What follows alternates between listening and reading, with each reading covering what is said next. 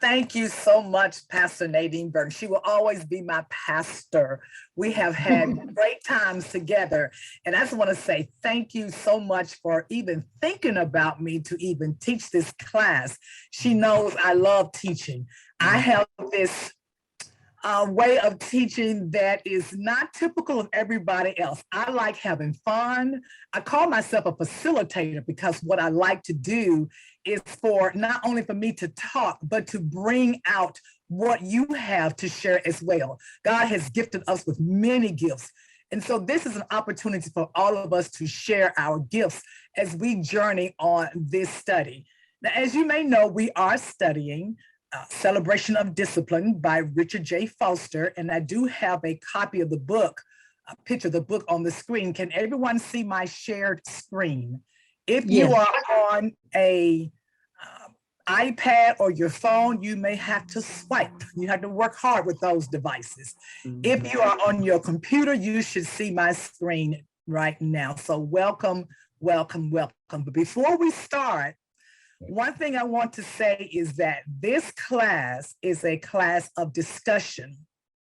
It is a class where we will begin to know each other as time progresses. But for today, right now, what I would like for you to do is I'm going to call on you and you just introduce yourself, tell me who you are, what church you attend, and what activities or ministries you are involved in at your church. So we're going to be studying this, and the objective of this study is to explore, and the key word is deeper, inward, outward, and corporate journey of our prayer and spiritual growth through the study of spiritual discipline. I'm studying out of this book here, and you can get this book online, or you can go to the store, or if you're like me, you have the old version in your library somewhere. Pastor Dan, have you had this study before? No, I've not had that book. Oh, okay, you haven't had book. Well, you can get this at, like I said, on Amazon. If you have Kindle, you can order it on Kindle. If you have a bookstore in your area, you can order it from there, or they may have it on the shelf. I was lucky to get the last one on the shelf, but I realized that this book here, the new version, is the same as this one. It's just that he's added some essays in his new book, but the content is still yet the same. So what we're going to be doing is we're going to set some ground rules first. Rules are important. We know they are, right? Because it keeps us in order. But before we do that, I'm going to ask you, what are some of the rules you would like to see in this class? My first one will be respectful of each other's opinion. That's my first one. Anybody else want to add anything else? You can unmute yourself. I would say just, to participate and, be our best selves and, be part of the group, because I think I know we're going to learn so much from you, Elder Bobo, but also, the conversation that we'll have, we will learn from other people, providing feedback or sharing their thoughts or insight. So just being in the moment and, participating and being our best selves. Great. Thank you. Anybody else want to add to the list? I would say be patient with each other, because this is a virtual space and we're all at different levels spiritually and technologically. So to offer each other grace as we embark on this journey together. Thank you, Pastor Burton. Anyone else? I like the part, be patient, because we're all on different spiritual levels. Our growth is different. And so we can learn. Those who are here, you can help us here. And those who are here, there's always time, or there's an opportunity to level up, to go deeper. And this is what we're going to do today, go deep. Well, doing this study is to go deeper. So these are the ones that I had. I call them your expectations. How is it that we're to behave in this class?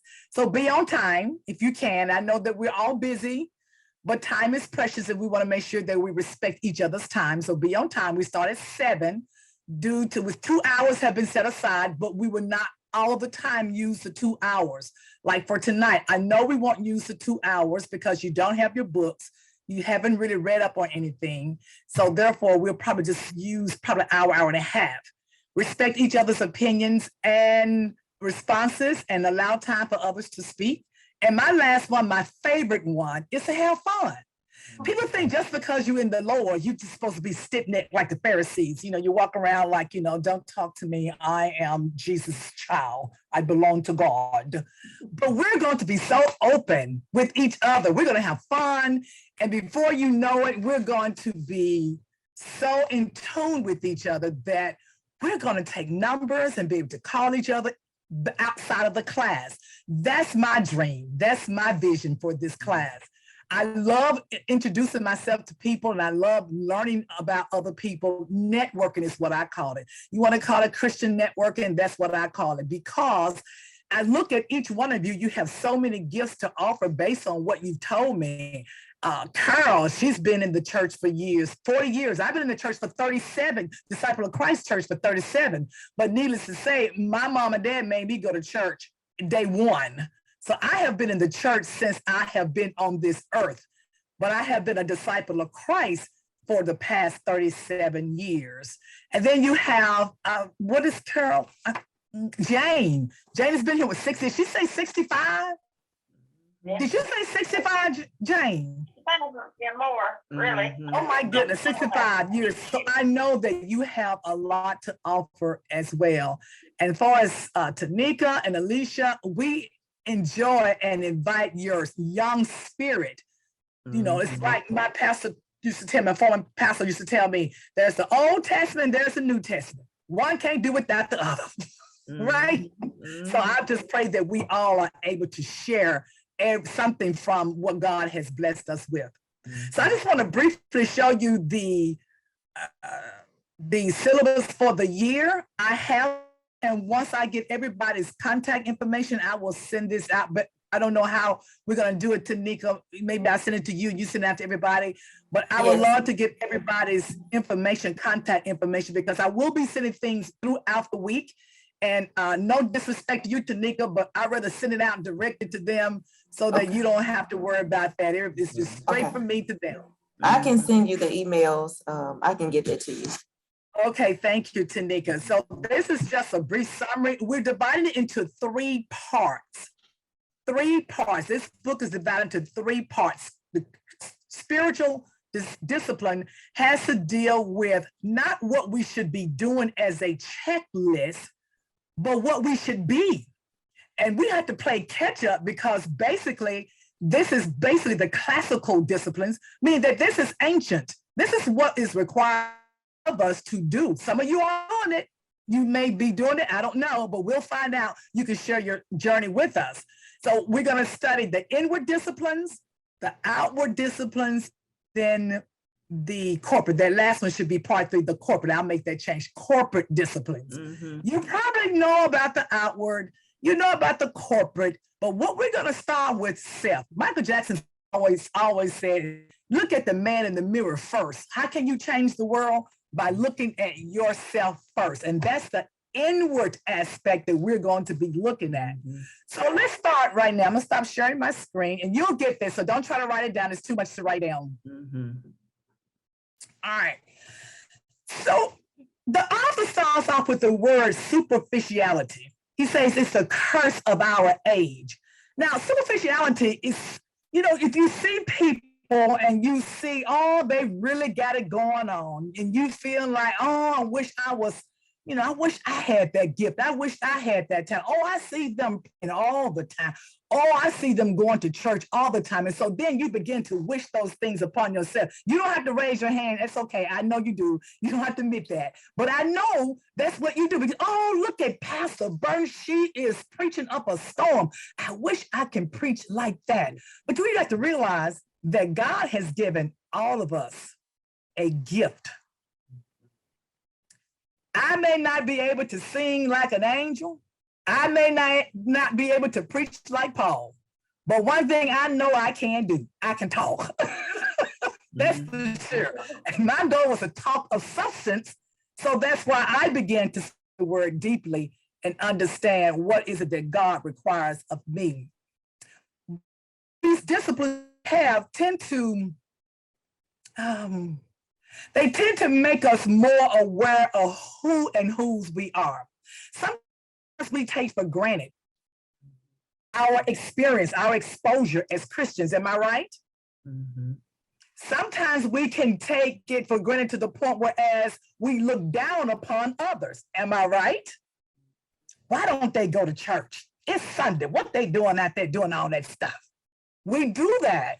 But we have to come back and look at ourselves before we can look at others. We have to examine ourselves. Where are you on your spiritual journey? What is your growth? And are you willing to dig deeper to take that plank out of your eye before you can talk about the splinter in another's eye? You've heard that before, right? So if you can nod your head, that's okay. If you want to say something, there is a reaction button at the bottom of your screen. If you click on it, you'll see a hand raised hand, and you can click on it and you can see my hand raised in the corner of my picture. So let's see, can we all try that right now to make sure we know where it is? There is a reaction button at the bottom of your screen. Click on it. Okay, Alicia got it. All right, Tanika has it. Pastor Burton has it. And it usually stays up for about, let's see, the thumbs up stays up about 10 seconds. The raised hand, you have to lower it yourself. Do you see it? Mhm. Well, if you don't see it, you can just do this right here. Just wave at me because there you go. If you need to say something, you can just wave at me. Carol and Jane, if you need to say something, Dan and Carla, just wave your hand, okay? Mhm. So the spiritual discipline is really for us as humans. It's for the common man or woman. You know, those who work every day. How many of you work every day? I don't work. How many of you are retired? Let me start there. How many of you are retired? Yay. No, I'm the only one? Am I the only one retired? I'm retired. She's All retired. right. Mhm. I'm retired. All right, dear. I said Jane and Carol raised their hand because I know you all deserve to be retired. You put in a lot of years. But what about those who are not retired? Retired 3 times. Not retired. Mhm. Brother Dan, you got her working. Yes, she works. Matter of fact, she just started a new job this week, working at Oh home. oh my goodness. Well, I guess you taking care of the flock, the shepherd of the flock. That's enough work in itself. But the disciplines are basically for just humans, the basic human. It's not superficial to the point whereas it's topical. What we're trying to do today is to go deep. We're trying to go so deep that we understand where we are in our journey. What is our inner joy? You know, there's so much going on. As a matter of fact, there was a shooting at an elementary school today in my community, which is from Memphis, Tennessee. It was at an elementary school. A 13-year-old boy was shot and now is in critical condition. I really felt so down. I said, Lord, what is this world coming to? And I can hear my mother's voice. She would always say, when someone said that, she would say, it's coming to a place where every knee shall bow and every tongue shall confess that Jesus Christ is Lord. She said, we're just going through the birthing pain right now. So that inner joy that I have, sometimes it's shaken by the world. And today, when I heard about that 13-year-old being shot by one of his classmates, that was devastating for me. And I actually had to go into prayer. I said, okay, I can't let this world steal my joy. So I went into prayer. So joy is a keynote for discipline. We all talk about discipline. Do you feel that you're a disciplined Christian? Let me see if you feel you're disciplined. You're just a person. Okay, now you know what I'm going to ask you, don't you? Tell me what you do to feel that you are a disciplined Christian. I'm going to start with Carol. Carol hand went up first, and I'm going to go with, is it Jesse? Roosevelt. Roosevelt, and then Pastor Burton. What do you do to come to the conclusion? Unmute yourself, Carol. Think I'm coming through the phone still yet, right? Yeah, you're coming through the Oh, phone. okay, You I'm need to sorry, yes. yourself. I can pretty much decide what I need to be doing and then see that it gets to be done. That it has to be done. When I was still teaching, I told my kids that there is no learning without discipline, that it was better if it were self-discipline, but if they couldn't discipline themselves, it would be teacher-imposed discipline. So I feel like in order for us to be open to what God wants to teach us, we have to have self-discipline. We have to be ready to listen. Okay. Thank you, Carol. Roosevelt, unmute yourself. Have a mount, Ruby. There you go. There you go. Well, what I want to say is this. I've been reading a good bit lately. And the one thing I've come to realize that we have to become a forgiving people because there's so much going on right now that it will cause us to go insane if we don't learn to forgive and move on with our lives. And out of the love for our Lord and Savior Jesus Christ, we have to learn to forgive. That was his final word. Forgive them, for they know not what they're doing. Now I'm gonna ask this question again. I asked the question, why do you feel that you are disciplined? That's As a how Christian. that's how I discipline myself, by understanding that if I don't forgive people, then I can't be forgiven. Right, you said we, I wanna hear I, me. And that's the key thing. But I That's the probably key. did that way. Thank you, ma'am, for that. All But, right, but it's key to me because I have to do this daily. This is my daily thing. Each time I get up in the morning, is to be willing to forgive the world that I got to go out and face. Mhm. and I'm gonna ask you this question, I want you to meditate on it. You say you have to be willing to, but what if that willing power fails you? I want you to think about that. Don't say nothing now. What if that willing power fails you? You It think won't. about that. I'm coming back to you, Roosevelt. You think about It that. won't. I guarantee it won't. All right, Pastor Burton.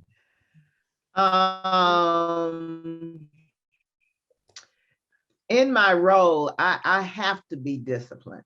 I cannot afford to be disciplined because I would not be able to produce and lead this region. Now, for my own personal agency, that's where I'm learning to not give everything away that God gives me and deposits within me, because there are some things that God gives me that I need to hold on to in my solitude, in my quiet time. And so I am learning to spend that time with God for me. And that's why it's important for Okay. me. Because I can do the job, I'm an administrator, pastor, I can do all that. But sabbatical has taught me to do the disciplines for my strength and my personal agency and depth in relationship with God. Right. All of you are, and thank you for your answers and being very transparent. Brother Dan, did you have your hand up? He said, huh?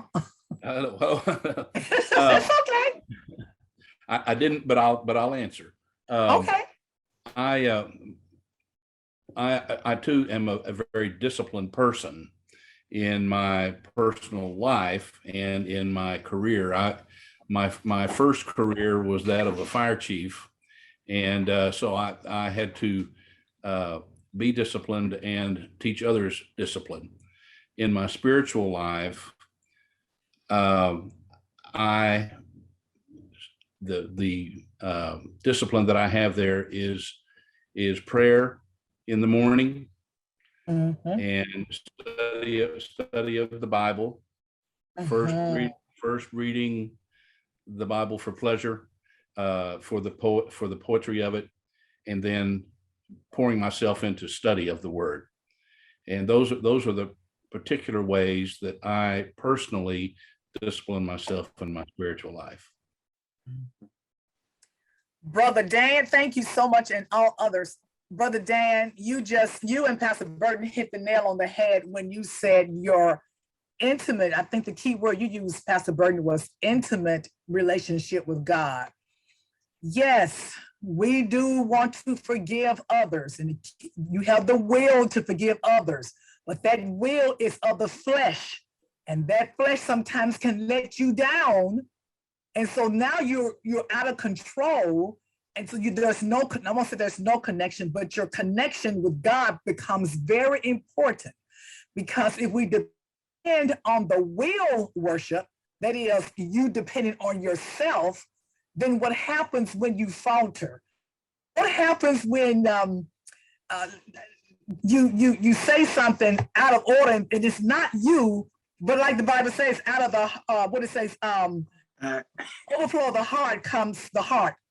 Out of the overflow of the heart, the mouth speaks, right? It comes from Matthew 12:34. And out of the overflow of the heart, the mouth speaks. Jesus was telling them that because it is the heart that is of you and not what you do or say. Because really, soon as you trip up, it says as soon as you feel life catches you off guard. I'm gonna tell you an exact time when life caught me off guard. I was traveling to a burial, and we were in line, of course, in the car, and I had a church member with me, and we were just talking, and all of a sudden the traffic came to a complete halt, and it caught me off guard because we were on the interstate. And before I know it, now remember, what goes in this room stays in this room. Before I knew it, I said S. Before I knew it. And here's my church member. Here I am. I was a deacon at the time. And I'm saying, because I hit the car. And I caught myself. And he looked at me. I said, I'm so sorry. I didn't mean for that to come out. He said, it's okay. Life happens. I know you love the Lord. I said, but that bothered me so much to the point whereas I have looked within myself and said, okay, what is my true self? I always tell everybody to thy own self be true. What is my true self? Have I really changed? Have God really worked on me? Or have I allowed God to really work in me? And I had to go back and just rediscover some things. And I had to go back and become more intimate with God in helping me with that, because out of the heart flows out of the mouth what you say. You are what you speak. And I had said, no, this is not me. Now, I will admit to you, back in the day, I used to cuss like a sailor. I did. But that sneaked up on me. That flesh sneaked up on me. Don't laugh. I'm just being transparent. I'm going to tell you like it is. Because when you leave from here, you're going to say, well, at least you was honest, for sure. So you have to re-examine yourself. And when you re-examine yourself, you have to dig deeper inward. And we're going to talk about how do we go deeper inward within ourselves to be true, not only to ourselves, but to know to God, I really don't have it all. I got the position, I got the title, I got the networking, I got all of that, but yet something is missing. Have you ever had that feeling? Like you got it all together, but something yet was still missing? You know, you're doing this, you got this award, and people, people, and they call your name. You go to the grocery store, hey, Laverne. You go to church, hey, Elder. You go on the street, hey, and you say, oh, I really got it going on. I'm talking about me. I ain't talking about you. Okay, I'm talking about me. But then again, something was just missing. And what was missing for me was the intimacy with God. I knew he was there. I knew he had my back. But what I didn't know was that there was some stuff inside of me that I had not gotten rid of because I was not practicing that meditation time, that prayer time, that fasting time. These are spiritual disciplines, and I'm going to show them to you one more time on my computer. I'm going to share my screen again, so be patient with me. These are the spiritual disciplines we're going to study: meditation, prayer, fasting, study. We're going to do prayer and fasting together because for me, if you're fasting without prayer, you just died. So fasting and prayer, we'll study those two together. Simplicity, solitude. Pastor Dan talked about that. He said he goes to himself and, he spends time with God. Submission. That's a word that we are afraid of because we think we're going to lose control of our lives. We don't want to submit. But submission and being humble is very important as a Christian. Service, that is what you do with the gifts that God has blessed you with. And then the last one, the corporate disciplines is confession, worship, guidance, and then my favorite one is celebration. Okay, so we're going to talk about all of these disciplines, how they apply to us, what we're going to do in terms of how do we become intimate with God again. So people say, well, you may say, well, I am intimate with God. I mean, I talk to the Lord, but are you really? I mean, we have so many distractions. I had to turn my alarm panel off because every time the wind blows, it go ding, ding, ding, ding. And I said, somebody's going to say, what is that in her background? But that's a disruption too. I even had to turn it off to even just study.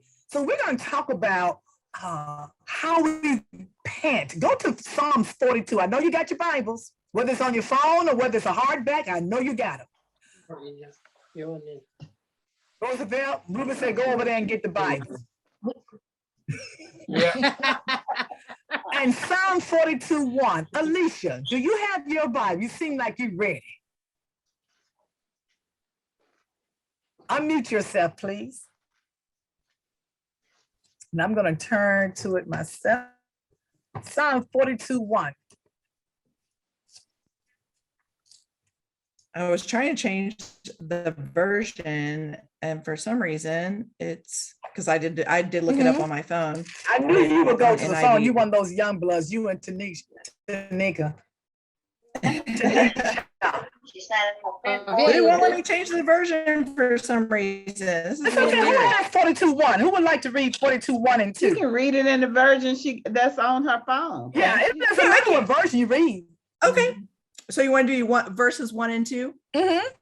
All right. As a deer pants for streams of water, so my soul pants for you, my God.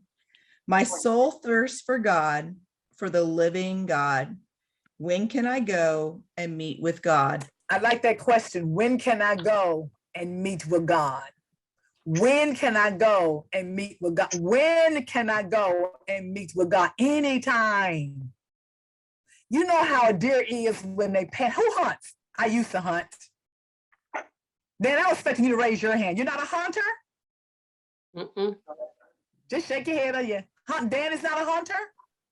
No hunters in the house? I gave I up feel a bad. long time ago.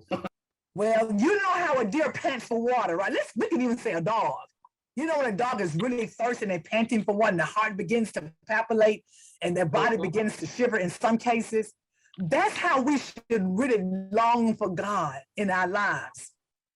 That's how we should be, like the deer that pants for, this is the author in Psalm says, as the deer pants for the streams of water, so my soul pants for you, oh God. That's how much you should want God in your life.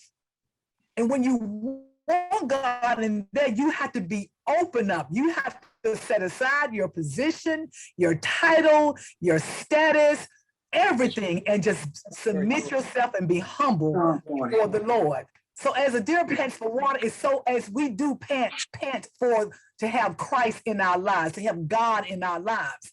That's what it's all about, because we want the good life, right? We all want the good life, and the good life is not material things. The good life is having inner peace with yourself, with your God. That's the good life. You can see some homeless people, you can see some people don't hardly have anything. Happy as a lark. You say, how can they be so happy? They have inner peace within their hearts. And that's where you want to be. No matter what's going on, no matter what has happened, you still want to go to sleep and have that inner peace. You still want to know that when the crisis comes, when COVID comes, when a 13-year-old shoots another 13-year-old, you still have inner peace because you know that God is in control. You can't settle That was my mistake as a Christian. I said I was going to save every soul I could. I don't have to save the world. The world has already been saved. Who came to save the world? Jesus came. I'm not trying to save the world, but he did give me a commission to make disciples. That's what I need to be doing. I can't save nobody, but I can at least make disciples as commission us to do. But to do that, I have to be pure and within myself. And that's what we're going to study today. Look at James 1:17. Who got somebody pull James 1:17? And let's talk about a relationship with God and an intimacy with God. James speaks of James 1:17. James 1:17. That's not Look at James. James, back in the New Testament. That's New Testament. After he Yeah, that's it. or First Peter 1:17. Anybody? Doesn't matter. Every generous act of giving with every perfect gift is from above, coming down from the Father of lights, with whom there is no variation or shadow due to change. So who you going to depend on? Are you going to depend on somebody that may be wishy-washy this day and wishy-washy the next day? Or are you going to depend on God who does not change? He's the same as yesterday as the day before. Right. He is the same, and he wants to give us a gift. And every gift he gives us is a good gift. And I call it the good life. God wants to do that for us. But sometimes our flesh gets in the way. I want you to turn to Colossians 2:20. Just see. Our flesh get in the way. That's sin. You know, it's just all over the place. Colossians 2, verses 20 through 23. Let's talk about the will worship. And that's why I asked you, Brother Roosevelt, you said, because I will, I have the will to forgive. But what if that will forsakes you? Because the will you're talking about is your humanistic aspect of you. And what you want to do is not depend on your will, but on God's will. Right? Would you agree with that, Brother Roosevelt? On what will, I'll accept that. I won't debate that today. You said not today. Well, catch me next week. How about that? Yeah, but now I just said maybe I misunderstood what I was saying, but I won't say no more about that. We'll deal with that, on another level. Okay, but I do understand what you're saying. Your will depends on God, and I do understand what you're saying. I mean, I'm trying to be directed by him. Right, exactly. Okay. Colossians 2:20. Someone would read that for me. All right, Colossians chapter 2, verses 20. Wherefore, if ye be dead with Christ from the rudiment of the world, why, as though living in the world, are ye subjected to? Is it? To the ordinance of the world? You said 20 through 23. Is that what you said? Go all the way. You in Colossians, right? Touch not, taste not, Yeah. handle not, which all are to perish with the using after the commandment and doctrine of men. Verse 23, which they have indeed a show of wisdom in willing worship and humbleness and neglecting of the body, not in any armor to the satisfying of the flesh. That's what we have. That's it. So that's basically saying, and I'm gonna wrap it up in terms of what we're studying, is that we don't want to make these spiritual laws. You know the Pharisees, right? The Pharisees always put more on them that they can bear. It was only 10 commandments. When you got through talking, they had, don't do this, don't eat this, don't touch this. This is not good for you. So you become so taxing on the people of the church to the point whereas they cannot withstand the pressure and they can't grow. And so the same thing applies to you. You become so taxing on yourself. I can't do this, I can't do that, to the point where as you don't grow, you don't focus on what you can't do. You always focus on what you can do, and you put no more on you than God allows you to have. We put so much pressure on ourselves and each other in talking about what we can't do. It's like you can't wear white after September. Who says you can't wear white after September? Who cares what you wear? We put all these things, we put all this into our world, and to the point where we don't even live. We just lose so much intimacy with God because we're so focused on trying to please the world. But we know that Christ did not come here to please the world. He didn't come to destroy the world, but to make the world more abundant in life. He came there such that we can have life and have life more abundantly. So if we read from Romans 12:2, somebody ought to have that in their head. Romans 12:2. All right. Let's see. Romans 12:2. There it is. Somebody got it? I got it. And be not confined to this world, but be transformed by the renewals of the mind. Be transformed. Transform the renewal of the mind. That's it. That ye may prove that what is good and acceptable and perfect will of God. That's it. So basically he's saying, in order for you to have that inner peace, you're going to have to be transformed. You have to be transformed. You can't be of the world. You can be in the world, but not of the world. Remember that study, Pastor Nadine? Could be in the world, but not of the world. That was our discipleship study. I love that series. Wish we can go back to it. Yes, Lord. Because God has placed us in the world, so we're not going anywhere till he says it's time for us to go. So while we're in this world, you don't have to be of the world. You don't have to do what the world does. Now, Jesus did come and say, whatever is of Caesar, to give unto Caesar. And whatever is of God, give unto God. So in other words, you're going to have to pay those taxes. Mhm. You don't pay taxes. In a couple That's of just a weeks. given.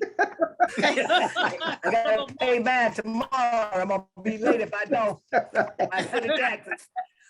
But you're gonna pay the taxes. But what he's saying is, you can be of this world. You can be in this world, but you don't have to be of this world. What comes from your heart speaks what is in your heart. And so now what we're going to do is we're going to dig deeper and see what's really in our heart and what is it that we need to change and how can we change this. And we're going to be looking at these disciplines, study them week by week.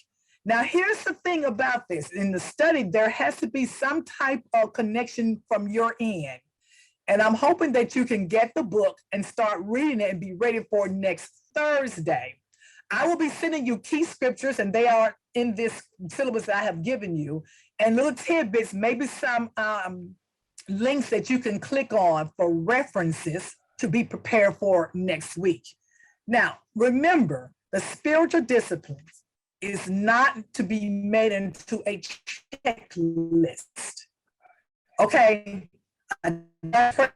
Okay, I've done fasting. Okay, I've done meditation. Okay, I've done corporate worship. Okay, yeah, okay, I've done. It's not a checklist. It is a way of your life. Every It's day. something that just will come naturally. And that will take time. I'm asking you to be patient with yourself. I'm still practicing some. One that I have not mastered is fasting.